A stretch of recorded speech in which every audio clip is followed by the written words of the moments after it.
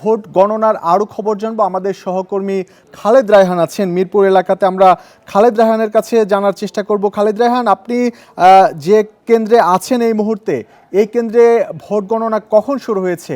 কত শতাংশ ভোট পড়েছে কেন্দ্রে? খবর পেয়েছেন কিনা বা জানতে পেরেছেন কিনা? পুনর্বাসন জামাতের আমির যিনি তিনি এই আসনটিতে প্রতিদ্বন্দ্বিতা করছেন। আমার সহকর্মী নুরুল আলম কিন্তু যেমনটি জানাচ্ছিলেন যে উনি যে আদর্শ সেটিতে 60% ভোট পড়েছে। আমি যে আসনটিতে রয়েছি সেখানে কিন্তু 32 একজন ভোটার কিছুক্ষণ আগে প্রিজেন্টার আমাকে জানিয়েছে যে সব মিলিয়ে ভোট কাস্ট হয়েছে 37%।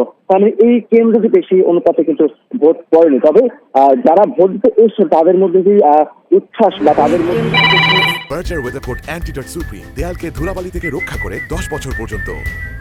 আনন্দের ব্যাপারটি সেটি কিন্তু বেশ ছিল। তারা অনেক উদ্দীপনা নিয়েই এই ভোট কেন্দ্রে এসেছেন এবং একই সঙ্গে আমি প্রায় রাজধানীর 25 থেকে 30টি কেন্দ্রে গিয়েছি এবং প্রত্যেকটি কেন্দ্রে আমি দেখেছি আইন শৃঙ্খলা বাহিনীর সদস্য তারা কিন্তু সর্বোচ্চ পর্যায়ে তৎপর ছিল এবং একই সঙ্গে সেনা সদস্য যারা আছেন তারাও কিন্তু যে গুরুত্বপূর্ণ যেই কেন্দ্রগুলো ছিল সেই প্রত্যেকটি গুরুত্বপূর্ণ কেন্দ্রে তারা কিন্তু সেখানে অবস্থান করেছে, তারা পেট্রোলিং করেছে এবং যে কোনো রকমের অপতৎপরতা ঠেকানোর জন্য তারা কিন্তু সোচ্চার ছিল। এবং এখন যে কেন্দ্রটিতে আমি রয়েছে সেই কেন্দ্রটিতে আমি যদি দেখানোর চেষ্টা করি, পুলিশ সদস্যরা তারা কিন্তু কেন্দ্রের ভেতরে অবস্থান করছে এবং বাইরে সেনা সদস্য তারা কিন্তু অপেক্ষা করছিল এবং এই কেন্দ্রের আশেপাশে কাউকেই কিন্তু সেই অর্থে দাঁড়াতে দেওয়া হচ্ছে না। কিছুক্ষণ আগে সেনাবাহিনীও মাইকিং করে